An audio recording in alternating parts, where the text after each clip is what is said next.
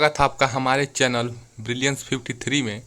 तो हमने विज्ञान शिक्षण तृतीय प्रश्न पत्र में जो राजन सीरीज चल रहा है उसमें हमने प्रीवियस लेक्चर नंबर 10 में हमने प्रश्न नंबर 39 तक पढ़ा था।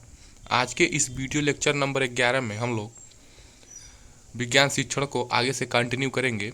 तो प्रश्न नंबर 40 से स्टार्ट करते हैं। तो चलिए जल्दी से वीडियो को लाइक शेयर और सब्सक्राइब कर दीजिए और ऑल वाले बेल आइकन पे प्रेस कर दीजिए।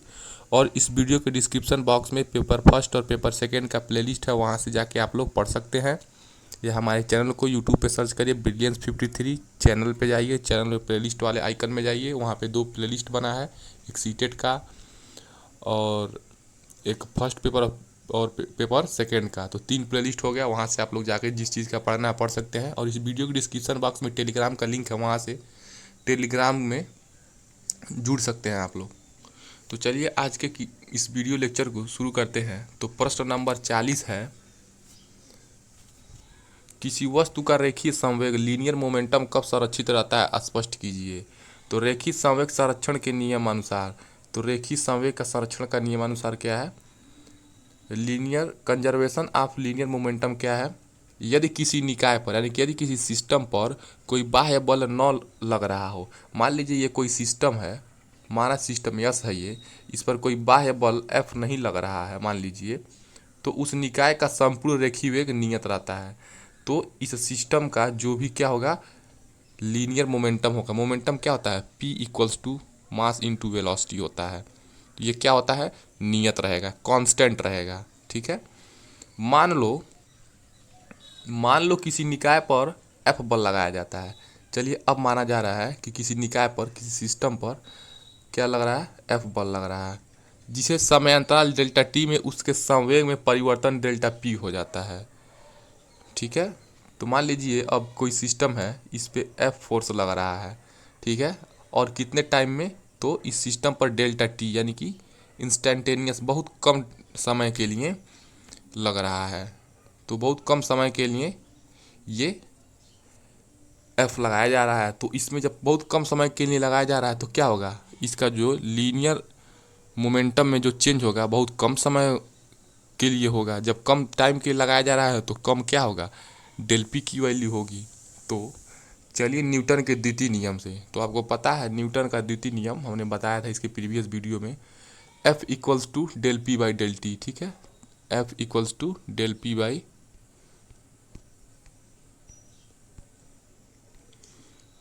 तो del P upon del T. यदि बाह्य बल F बराबर 0 हो, यानी कि ये F की वैल्यू 0 हो जाती है, तो ये ओवरऑल 0 हो जाएगी। तो del P by del T 0 हो जाएगी। यहाँ पे टी, डेल टी को 0 से गुणा कर देंगे तो डेल पी इक्वल्स टू 0। तो पी क्या हो जाएगा, एक कांस्टेंट हो जाएगा। यानी कि हमने जो संवेग संरक्षण का सिद्धांत है उसको न्यूटन के द्वितीय नियम के अनुसार प्रूफ कर दिया। यहाँ पे पी क्या है, संवेग है, ये क्या हो गया, कांस्टेंट प्रूफ कर दिया। अर्थात बाह्य बल की अनुपस्थिति में निकाय का रेखीय संवेग नियत रहता है। और यही क्या है, linear conservation of linear momentum, यानी कि रेखीय संवेग संरक्षण का नियम क्या है कि बाह्य बल की अनुपस्थिति, यानी कि बाह्य बल जब नहीं लगेगा तो उस सिस्टम का रेखीय संवेग नियत रहेगा। और यही हमने इसको प्रूफ कर दिया। प्रश्न नंबर 41 है, तत्व तथा यौगिक में अंतर लिखिए। तो तत्व तथा यौगिक में क्या अंतर है, एलिमेंट और कंपाउंड। तो एलिमेंट एक ही प्रकार के परमाणुओं से मिलकर बनता है। ठीक, यौगिक का अणु 2 या 2 से अधिक तत्वों के परमाणुओं से मिलकर बना होता है। जैसे मान लीजिए CuSO4 हो गया, कॉपर सल्फेट हो गया। ठीक है, यहाँ पर मान लीजिए तत्व क्या एक ही प्रकार के परमाणु, मान लीजिए कोई ferrous, cobalt, nickel, copper, zinc, ये सब क्या है, एलिमेंट है। इनके जो भी फेरस लेंगे तो उसमें फेरस के ही एटम पाए जाएंगे। अब तक लगभग 119 तत्व ज्ञात है, इनकी संख्या बहुत ही अधिक है। कंपाउंड क्या है, बहुत ही अधिक है। तत्व के गुणधर्म उनके परमाणु के कारण होते हैं। आपको पता है, मान लीजिए जो ये फेरस है, कोबाल्ट है, निकेल है, जिंक है, स्कैंडियम है, कोई भी आप एलिमेंट ले लेंगे तो जो स्कैंडियम के जो इंडिविजुअल प्रॉपर्टी होंगे वो क्या करेंगे, स्कैंडियम का गुणधर्म शो करेंगे, रासायनिक भौतिक कोई भी गुणधर्म शो करेंगे उसके एलिमेंट, उसके एटम के कारण। लेकिन इनके गुणधर्म क्या होंगे, उन तत्वों से सर्वथा भिन्न होते हैं जिनसे यौगिक बना होता है। जो कॉपर सल्फेट मान लीजिए कोई यौगिक ले रहे हैं तो उसका गुणधर्म जो होगा अलग होगा, कॉपर का गुणधर्म अलग होगा, सल्फेट का गुणधर्म अलग होगा। तो यही मेन डिफरेंस होता है। इनको किसी भी विधि द्वारा अलग नहीं किया जा सकता। ठीक है, तो आप स्कैंडियम से स्कैंडियम को कैसे अलग करेंगे, तो अलग नहीं हो सकते। और रासायनिक विधियों द्वारा उसके तत्वों में विभेद किया जाता है। मान लीजिए जो कॉपर सल्फेट है, या मान लीजिए हेमेटाइट है, या कोई भी, या कॉपर पाइराइट है, उसका अयस्क है, उसमें से आपको कॉपर को निकालना है तो चुंबकीय पृथक्करण विधि, फेन प्लवन विधि, तो बहुत सारी विधि के माध्यम से क्या करेंगे, उसे हम कॉपर अलग कर लेंगे। प्रश्न नंबर 42 है, दोलन तथा कंपन गति में उदाहरण सहित अंतर स्पष्ट कीजिए। तो ऑसिलेशन और वाइब्रेशन में उदाहरण सहित स्पष्ट करना है। तो यदि कोई पिंड आवर्त गति यानी कि सिंपल हार्मोनिक मोशन करते हुए एक निर्धारित रास्ते पर किसी निश्चित बिंदु के सापेक्ष आसपास गति करता है तो यह गति कंपन गति या वाइब्रेशन मोशन या दोलन गति या ऑसिलेशन मोशन कहलाती है। दूसरे शब्दों में कोई पिंड अपने साम्य के पास गति करता है तो उसे दोलन गति कहते हैं। तो दोलन गति क्या है, मान लीजिए ये दीवार का आधार है, एक रस्सी में एक पिंड को बांध दिया गया है, अगर ये अपने साम्य स्थिति के इधर उधर गति कर रहा है तो ये दोलन गति कहलाएगी। और जब मान लीजिए ये कोई आधार है, इस पे ये ब्लॉक है और ये क्या कर रहा है, एक बार इधर मोशन कर रहा है, एक बार इधर मोशन कर रहा है, तो ओवरऑल ये ऐसे ऐसे मोशन कर रहा है। ठीक है, तो ये क्या हो जाएगा, अपने निर्धारित बिंदु पे क्या कर रहा है, ऐसे ऐसे मोशन कर रहा है। ये क्या हो जाएगा, सिंपल हार्मोनिक मोशन हो जाएगा। दोलन गति की दिशा हमेशा साम्य की ओर होती है। ठीक है, जैसा कि पता है, ये मान लीजिए है ऐसे लटका हुआ है, तो ये हमेशा क्या करेगा, ये हमेशा अपने ऐसे करते करते यहाँ पे रुकना चाहेगा, अपने साम्य में आना चाहेगा, ये अपने इक्विलिब्रियम पोजीशन पे आना चाहेगा। परंतु सभी आवर्त गति दोलन गति नहीं होती है, लेकिन जो भी, ये कोई जरूरी नहीं है। देखिए दोलन गति क्या है, आवर्त गति हो सकती है लेकिन आवर्त गति दोलन नहीं होगी। कुछ वस्तुएं एक स्थान पर स्थिर होते हुए भी समान अवस्थाएं के दाएं बाएं ऊपर नीचे की ओर गति करती, इस प्रकार की गति को कंपन कहती हैं, कंपन गति कहते हैं। तो कोई वस्तुएं क्या करती हैं, एक स्थान पर स्थिर होते हुए भी समान अवस्थाएं के दाएं बाएं और ऊपर नीचे गति करती है तो इसको कंपन करती है, मतलब ऐसे ऐसे मोशन करती है। सितार बजाते समय सितार के तार की गति, तो कंपन गति के उदाहरण। और सितार क्या होता है, एक बार ऐसे हाथ से करने पे ये बार बार क्या होता है, ऐसे ऐसे मोशन करता है, ऐसे ऐसे ऊपर नीचे ऐसे ऐसे, जो इसका वायर होता है। घंटी बजाने पर घंटी के किनारों की गति, जैसे जब घंटी बजाया जाता है तो घंटी के जो किनारे होती है उस पर कंपन होता है। धागे को दोनों हाथों से पकड़कर घुमाने से धागे की गति, ये क्या है, दोलन गति हो जाएगा। प्रश्न नंबर 43 क्या है, बीजांड की आंतरिक संरचना का नामांकित चित्र बनाइए। तो जैसा कि आप लोग देख सकते हैं बीजांड का जो आंतरिक संरचना है उसका चित्र कैसे होता है। देखिए ये जो पुष्प है ये क्या है, वृंत है।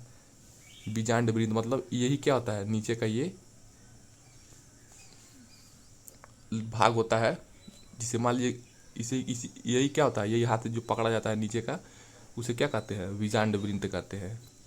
निभाग है ये पोर्शन को निभाग कहेंगे, इसको और इसको इस आवरण को क्या कहेंगे, अध्यावरण कहेंगे। और ये बीजांड का यानी कि ये इसी में सारे बीजांड काय हैं। ये भ्रूणकोश, इसमें क्या है, यही क्या है, भ्रूणकोश है। ये क्या है, एम्ब्रियो है इसका। ये क्या है, बीजांड द्वार है। तो इस प्रकार आपका बीजांड का इंटरनल स्ट्रक्चर एग्जाम में बना के आना है। चुंबक के गुणों को बताना है। तो प्रश्न नंबर 44 कह रहा है चुंबक के गुणों को बताइए। तो चुंबक के क्या गुण होते हैं, तो चुंबक के मुख्यतः 3 गुण पाए जाते हैं, या तो आकर्षण होगा, या तो प्रतिकर्षण होगा, या तो उसमें कुछ दिशात्मक गुण होगा। तो आकर्षण चुंबक का देखते हैं। तो चुंबक में धातुओं को आकर्षित करने की क्षमता होती है। जैसा कि आपको पता है चुंबक क्या करता है, लोहे को क्या करता है, आकर्षित करता है। तो लोहा भी क्या है, एक धातु है। चुंबक में लोहे, इस्पात आदि धातुओं के टुकड़ों को अपनी ओर आकर्षित करने की क्षमता होती है। यदि किसी चुंबक को लोहे की छीलन के महीन बुरादे के पास लाया जाए तो बुरादा नमक से चिपक जाता है। चिपके हुए बुरादे की मात्रा चुंबक के दोनों सिरों पर सबसे अधिक एवं बीज में सबसे कम होती है। अगर मान लीजिए जो चुंबक होता है, ये मान लीजिए चुंबक है, रेक्टेंगुलर चुंबक है, तो जो ये यहाँ पे और यहाँ पे क्या होगा, जो लोहे के छीलन होंगे उनकी मात्रा ज़्यादा होगी इन दोनों जगहों पे। तो यहाँ मान लीजिए लोहे की छीलन जो यहाँ पे ज़्यादा होगा, यहाँ पे ऐसे ऐसे ज़्यादा होता है, और बीच में क्या होता है, इसकी मात्रा इन दोनों की अपेक्षा क्या होती है, बहुत कम होती है।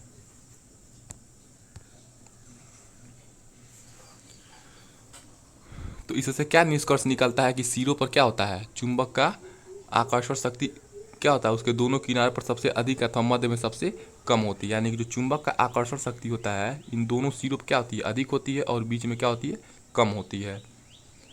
चुंबक के किनारे के दोनों सिरों को चुंबक के ध्रुव पोल्स कहा जाता है। तो चुंबक के जो दोनों सिरे हैं इसको क्या कहेंगे, एक नॉर्थ हो जाएगा, जो नॉर्थ साइड में होगा, और जो साउथ में होगा उसे साउथ पोल कहेंगे। तो इसी को क्या कहते हैं, पोल से ध्रुव कहते हैं। अब चुंबक का दिशात्मक गुण क्या है, डायरेक्शनल प्रॉपर्टी क्या है। तो यदि किसी चुंबक को धागे से बांध कर स्वतंत्रता पूर्वक लटका दिया जाए, अगर आप एक चुंबक को धागे से बांध के लपेट देंगे और उसे लटका देंगे तो उसके दोनों सिरे हमेशा क्या होंगे, उत्तर दक्षिण दिशा की ओर संकेतित होते हैं। यानी कि हमेशा वो क्या होंगे, उत्तर दिशा की तरफ अपने मुख को कर लेंगे। जो सिरा उत्तर की ओर होता है उसे चुंबक का उत्तरी ध्रुव नॉर्थ पोल, और जो सिरा दक्षिण की ओर होता है उसे दक्षिणी ध्रुव साउथ पोल कहा जाता है। चुंबक के उत्तरी ध्रुव को एन से तथा दक्षिणी ध्रुव को साउथ से एस से, तो नॉर्थ को एन से और साउथ को एस से व्यक्त करते हैं। तो चुंबक का आकर्षण गुण हो गया, चुंबक का दिशात्मक गुण हो गया, डायरेक्शनल प्रॉपर्टी हो गया, और तीसरा क्या हो जाएगा, ध्रुवों में आकर्षण प्रतिकर्षण। तो तीसरा क्या हो जाएगा, अट्रैक्शन रिपल्सन इन पोल्स। यदि एक चुंबक के उत्तरी ध्रुव को दूसरे चुंबक के उत्तरी ध्रुव के पास लाया जाए तो दोनों ध्रुवों में परस्पर प्रतिकर्षण होता है। यानी कि सेम अगर नॉर्थ नॉर्थ है तो वहाँ पे क्या होगा, प्रतिकर्षण होगा, रिपल्सन होगा। अगर नॉर्थ साउथ है, अपोजिट है, विपरीत है पोल, तो क्या होगा, वहाँ पे आकर्षण होगा। यदि चुंबक के उत्तरी ध्रुव को दूसरे चुंबक के दक्षिणी ध्रुव के निकट लाया जाए तो उनमें परस्पर आकर्षण होता है। इससे निष्कर्ष निकलता है कि चुंबक के समान ध्रुवों यानी कि नॉर्थ नॉर्थ ध्रुवों, साउथ साउथ ध्रुवों के बीच प्रतिकर्षण रिपल्सन होता है, एवं विपरीत ध्रुवों मान लीजिए नॉर्थ साउथ या साउथ नॉर्थ के बीच क्या होगा, आकर्षण होता है। एक विलग या विलग मतलब आइसोलेटेड ध्रुव का कोई अस्तित्व नहीं होता। किसी चुंबक को मध्य से तोड़ देने पर क्या होगा, उसके ध्रुव भिन्न भिन्न होते हैं। यानी कि मान लीजिए किसी चुंबक को आप तोड़ देते हैं तो फिर से अपने आप नेचुरली क्या होता है, उसमें नॉर्थ और साउथ पोल अपने आप जनरेट हो जाता है, बल्कि टूटे हुए भाग पुनः एक पूर्ण चुंबक बन जाते हैं। ऐसा नहीं है कि चुंबक टूट गया तो वो अर्ध चुंबक बन जाएगा, वो फिर से क्या होगा, पूर्ण प्रॉपर्टी वाले चुंबक बन जाएंगे। यानी कि एक अच्छा चुंबक और एक टूटा हुआ चुंबक दोनों का गुण क्या होगा, सेम होगा, अलग नहीं होगा, तथा प्रत्येक भाग में उत्तरी एवं दक्षिणी ध्रुव उत्पन्न हो जाते हैं। एक विलग आवेश तो स्वतंत्र अवस्था में अस्तित्व में रह सकता है, लेकिन एक विलग चुंबकीय ध्रुव विलगित अवस्था में नहीं रह सकता है। चुंबक के उत्तरी ध्रुव तथा दक्षिणी ध्रुव को मिलाने वाली रेखा चुंबकीय अक्ष कहलाती है। तो मान लीजिए ये चुंबक है, जो इसका नॉर्थ है और ये साउथ है, तो इन दोनों को जो मिलाने वाली जो ये अक्ष है इसको क्या कहेंगे, मैग्नेटिक एक्सिस कहेंगे, चुंबकीय अक्ष कहेंगे। प्रश्न नंबर 45 है, समय के मापन पर संक्षिप्त टिप्पणी कीजिए। तो समय के मापन से हमारा आशय काल अंतराल की माप से है। साधारण बोलचाल की भाषा में समय मापन हेतु घड़ी के उपयोग की बात की जाती है। आजकल तो फ़ोन में सब लोग टाइम देखते हैं, उस समय भी हमारा आशय काल मापन ही होता है, यानी कि टाइम मेजरमेंट ही होता है। हमें प्रतिदिन छोटे छोटे काल अंतरालों को मापने की आवश्यकता पड़ती है, जैसे ट्रेन या बस में सफ़र करते समय, घर से विद्यालय जाने के लिए, टेलीविज़न या रेडियो पर समाचार सुनने या अन्य कोई प्रोग्राम देखने के लिए काल अंतराल मापन की आवश्यकता होती है। तो ये बहुत इजी क्वेश्चन था, प्रश्न नंबर 45 था। प्रश्न नंबर 46 है, परागण प्रक्रिया को समझाइए, यानी कि पॉलिनेशन प्रक्रिया को समझाइए। तो आपको पता है ये पुष्प है, मान लीजिए ये पुष्प का मादा भाग है। यहाँ पे एक सेकेंड, ये पुष्प का मान लीजिए मादा भाग है, ये मान लीजिए पुष्प है, ठीक है, और यहाँ से ये निकला हुआ है। तो ये जो निकले होते हैं ऐसे ऐसे, इसको क्या कहते हैं, ये पुष्प का क्या होता है, मेल पार्ट होता है, नर भाग होता है। तो ये क्या है, पराग कोश है ये। और इसी पराग कोश में क्या होता है, जो कण भरे होते हैं उन्हें पराग कण कहते हैं। और ये जो डंडी दिख रहा है, डंडी के समान, इसको क्या कहते हैं, फिलामेंट कहते हैं, पुंकेसर कहते हैं, ठीक है, इसको क्या कहते हैं, पुंकेसर या फिलामेंट। और जो ये मादा वाला भाग है, ये बीच वाले भाग को क्या कहते हैं, ऐसे जो ये, इसे कहते हैं अंडाशय कहते हैं। और ये जो वाला भाग है इसको वर्तिका कहते हैं। और ये जो सबसे ऊपर भाग क्या है, वर्तिकाग्र है। तो ये जो पराग कोश है, इसके अंदर जो पराग कण है, यहाँ से हवा या जल या किसी भी माध्यम के द्वारा अगर उड़ के, नर भाग का उड़ के मादा भाग में ऐसे यहाँ पे प्रवेश करता है वर्तिकाग्र में, तो इसी प्रक्रिया को परागण कहते हैं, पॉलिनेशन कहते हैं। तो पराग कोशों में पराग कण बनने के पश्चात यह जरूरी है कि पराग कण के नर केंद्रक मादा युग्मक अंड तक पहुंचते हैं। जैसा कि मैंने आपको बताया है कि जो जो पराग कोश के अंदर परागकण होता है नर भाग के अंदर, वो मादा भाग के अंदर जो वर्तिकाग्र होता है वहाँ पे ये परागकण जाता है। पुष्प के पराग कोश से परागकणों के उसी पुष्प अथवा दूसरे पौधे के किसी पुष्प के वर्तिकाग्र पर पहुँचने की क्रिया को परागण कहा जाता है। यानी कि जो परागकोश के अंदर परागकण होता है, या तो उसी पौधे में चला जाए मादा भाग के, या दूसरे पौधे के मादा भाग में परागकण चला जाता है, ठीक है। कहाँ पे जाता है, वर्तिकाग्र में। तो वर्तिकाग्र में जाता है तो उसे क्या कहते हैं, परागण कहते हैं, ठीक है। या तो खुद वाले मादा भाग में जाए, या तो दूसरे पुष्प के मादा भाग में जाए। जब एक पुष्प के परागकोशों से परागकण निकलकर उसी पुष्प के वर्तिकाग्र पर गिर अंकुरित हो जाते हैं, यानी कि अपने खुद के पौधे में क्या होते हैं, अगर वो फर्टिलाइजेशन करते हैं तो यह क्रिया स्वपरागण कहलाती है, यानी कि सेल्फ पॉलिनेशन कहलाती है। जबकि किसी दूसरे पुष्प से उसी जाति के, मान लीजिए कमल है, गुलाब है, गेंदा है, कोई भी पुष्प, अगर उसके परागकण क्या कर रहे हैं, उसी फूल वाले, मान लीजिए दूसरे गेंदे के फूल में या दूसरे चमेली, गुलाब, कोई भी सरसों, उसके फूल में क्या हो रहा है, जा रहा है, दूसरे पुष्प के अपने ही जाति में जा रहा है, ठीक है, किसी दूसरे पुष्प पर वर्तिकाग्र पर क्या कर रहा है, जा रहा है, तो इससे पर परागण, क्रॉस पॉलिनेशन कहा जाता है। तो दो प्रकार के परागण होते हैं, एक सेल्फ यानी कि खुद के ही पौधे में या खुद के ही फूल में, और दूसरा क्या होता है, क्रॉस पॉलिनेशन, जो दूसरे वाले अपने ही जाति के पौधे में होता है। इसी प्रकार सभी एक लिंगी पुष्पों, यानी कि ऐसे पुष्प जिसमें केवल या तो मेल है या तो फीमेल है, में पर परागण होता है, ठीक है। किंतु द्विलिंगी पुष्पों में किसी भी प्रकार का परागण हो सकता है। यानी कि मान लीजिए कोई एक लिंगी पुष्प है, उस पर एक ही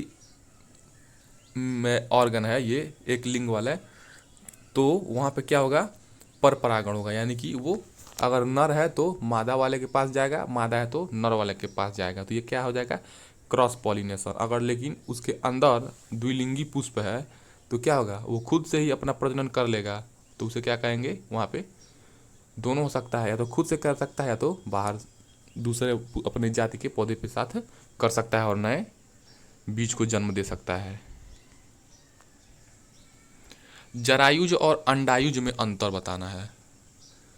तो जरायुज और अंडायुज में क्या अंतर है, ये प्रश्न 2019 में पूछा गया है। तो जरायुज और अंडायुज में अंतर, तो जरायुज और अंडायुज, जरायुजता प्रजनन की एक विधि है जिसमें बच्चों के भ्रूण का विकास माँ के शरीर के अंदर होता है। यानी कि जरायुज के अंदर जो बच्चों का भ्रूण का विकास क्या होता है, माँ के शरीर के अंदर होता है।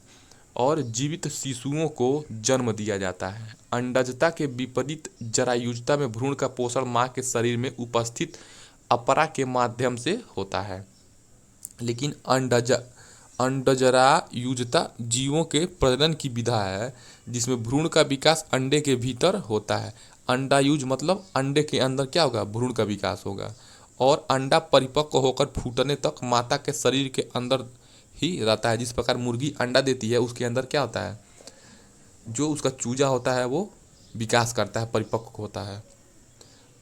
अंडजरायुजता जीवों में जरायुज जीवों की भांति आंतरिक निषेचन होता है।